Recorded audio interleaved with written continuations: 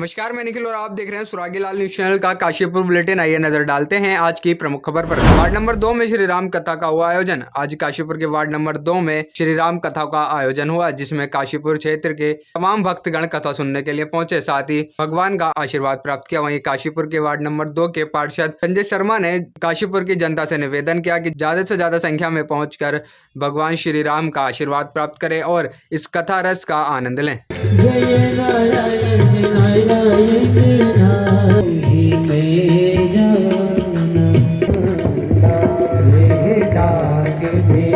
धन्यवाद अभिषेक जी।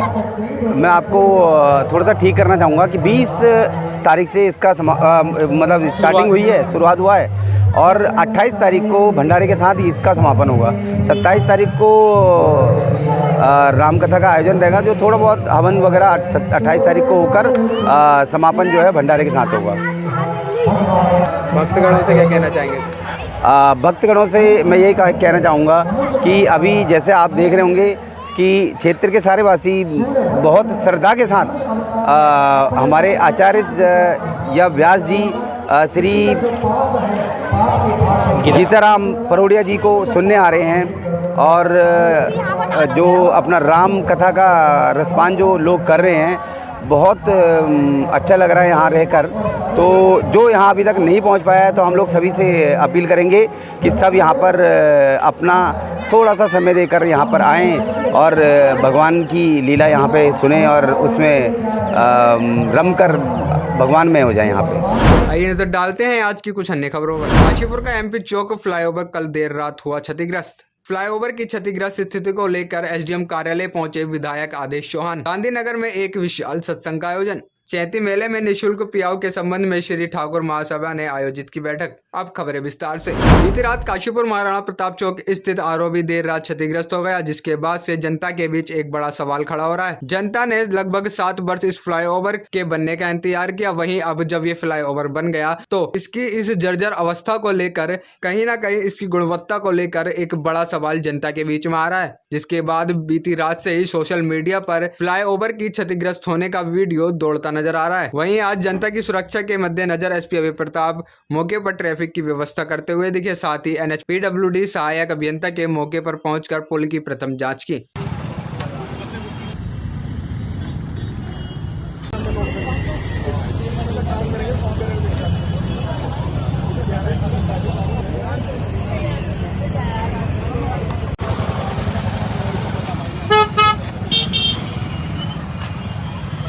देखिए, रात में हमें सूचना मिली कि ये जो हमारा आरओबी है, इसका सस्पेंशन जो जॉइंट है, जो कि अभी जो आरओबी बना है हमारा बाजपुर वाला, जो जहाँ पे ये दोनों आरओबी मिल रहे थे, वहीं पे जो सस्पेंशन जॉइंट था वहाँ पे थोड़ा सा कुछ क्रैक जैसी आई थी। केवल सस्पेंशन जो एक्सटेंडेड जो उसका जॉइंट था, तो एहतियातन हमने तुरंत बैरिकेडिंग करा करके उसको रोक दिया था। चूँकि रात में एनएचआई की टेक्निकल टीम और इनसे मशविरा करने के बाद अभी ये टीम आई है। इनके द्वारा ये बताया गया है कि ये चूँकि जो आरओबी है, इसका जो बीम है, बीम का जो एक्सटेंशन है जो सस्पेंशन का, वही थोड़ा सा उसमें कुछ दिक्कतें आई हैं, जो कि इनकी टेक्निकल टीम द्वारा आकर के उसको दुरुस्त कर लिया जाएगा।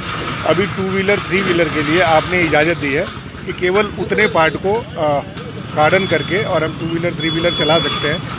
एहतियातन तौर पे हमने रात में ही जो भी हैवी वाहन है उनको डाइवर्ट कर दिया है, जो हमारा डाइवर्टन प्लान है। इसके अलावा जो महानगरी बसें चलती हैं हमारी यहाँ से लेकर के हल्द्वानी तक या रामनगर तक या मुरादाबाद तक, उनके जो ओनर हैं उनको भी हमने मैसेज कम्युनिकेट कर लिया है कि आप बैलजूड़ी वाया होकर के और बड़े गुरुद्वारे से लेके आएंगे। इसी तरह से जो बाजपुर की तरफ से पब्लिक आ रही है और जो हैवी वाहन आ रहे हैं उनको हमने चैती से डाइवर्ट किया। केवल 2 व्हीलर 3 व्हीलर और बहुत लाइट व्हीकल को ही इस पर अभी अलाउ कर रहे हैं।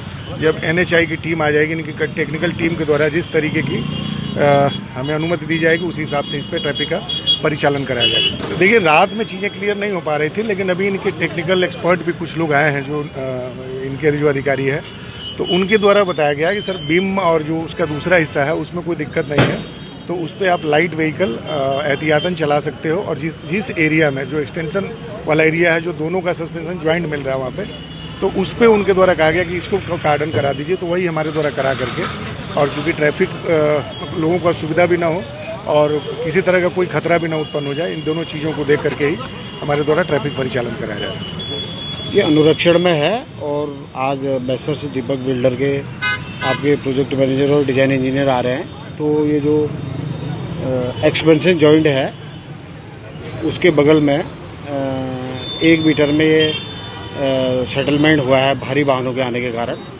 तो इसको आके वो आज निरीक्षण करेंगे कल, तो उसके बाद इसको तुरंत रिपेयर।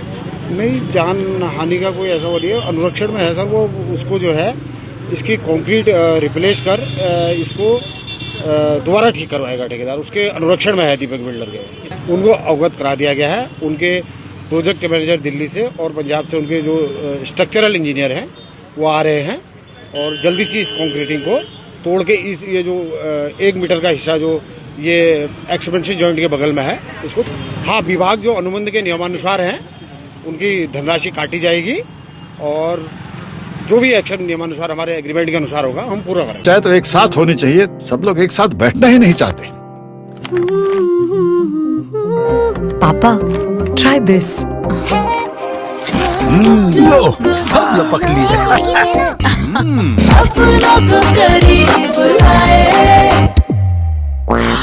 ये क्या हाल कर दिया है रूम का? बस कल से चाय। कल से चाय मेरे रूम में। देवर पान नमकीन। आज काशीपुर के एमपी चौक स्थित फ्लाईओवर के क्षतिग्रस्त होने के बाद जसपुर विधायक आदेश चौहान उप जिला अधिकारी काशीपुर कार्यालय पहुंचे, जहां उन्होंने उप जिला अधिकारी अभय प्रताप सिंह से वार्ता की। साथ ही फ्लाईओवर की इस क्षतिग्रस्त स्थिति को लेकर विचार विमर्श किया गया। साथ ही उन्होंने कहा कि एक तो काशीपुर की जनता को इस फ्लाईओवर के लिए 7 साल इंतजार करना पड़ा और ऊपर से इतनी जल्द इसका क्षतिग्रस्त हो जाना कहीं ना कहीं क्षेत्र की जनता के लिए और शासन प्रशासन के लिए बड़ा सवाल है। देखिए, मेरा जो मुझे जानकारी मिली है कि आरओबी में थोड़ा हिस्सा उसका क्षतिग्रस्त हो गया, गिर गया है और उसको बंद कर दिया गया। तो मेरा जिलाधिकारी को मैंने फ़ोन किया। मैंने कहा भाई ये इतनी लागत से बना हुआ, पहली बात तो इसके बनने में बहुत समय लगा, बड़ी मुश्किल से खुला और ये फिर बंद कर दिया गया। तो उन्होंने बताया कि मैंने कमेटी बना दी है जिसमें PWD के अधिशासी अभियंता और SDM काशीपुर उस टीम में है और एक RES की। तो मैं इसीलिए इनके पास आया। मैंने कहा भाई इसकी जाँच सही हो, कमेटी सही जांच करे और दोषी जो भी करे उनके खिलाफ FIR दर्ज होनी चाहिए, क्योंकि ये अच्छा है कि दुर्घटना नहीं हुई, कोई रात में गिरा, नहीं तो उसमें बड़ी दुर्घटना भी हो सकती थी। क्योंकि इससे पहले जो हमारा NH बना था तो वो भी रात में गिरा, क्योंकि उसमें नहीं तो कोई बस बह सकती थी। तो ये इतने बड़े बड़े प्रोजेक्ट गिर रहे हैं, तो ये एक सोचने का विषय है। और एक तरफ हमारी सरकार 3 साल बेमिसाल की बात कर रही है और उसका ये परिणाम है कि उनके 3 साल पूरे होते ये धराशायी हो रहा है। तो ये जांच का विषय है, ये खुशी मनाने का नहीं, सोचने का विषय है। काशीपुर 22 मार्च आज क्षेत्रीय संत समागम के रूप में राम गांधीनगर में एक विशाल सत्संग का आयोजन किया गया, जिसमें सैकड़ों की संख्या में श्रद्धालु एवं निरंकारी संतों ने भक्ति का आनंद लिया। यह सत्संग कार्यक्रम प्रातः 10 बजे से 1 बजे तक चलता रहा। पठानकोट से आए हुए संत प्रचारक महात्मा द्विवेदी जी ने सतगुरु माता सुदीक्षा जी महाराज के संदेश को उपस्थित श्रद्धालुओं तक पहुंचाया कि ब्रह्म ज्ञान की प्राप्ति करके भक्ति के मार्ग पर चलते हुए ब्रह्मों की समाप्ति हो सकती है। निरंकारी मिशन एक आध्यात्मिक विचारधारा है। चाहे तो एक साथ होनी चाहिए, सब लोग एक साथ बैठना ही नहीं चाहते। पापा, try this. लो, सब लपक लिए।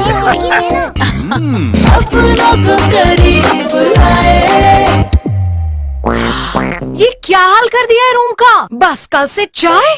कल से चाय मेरे रूम में। देवर पान नमकीन।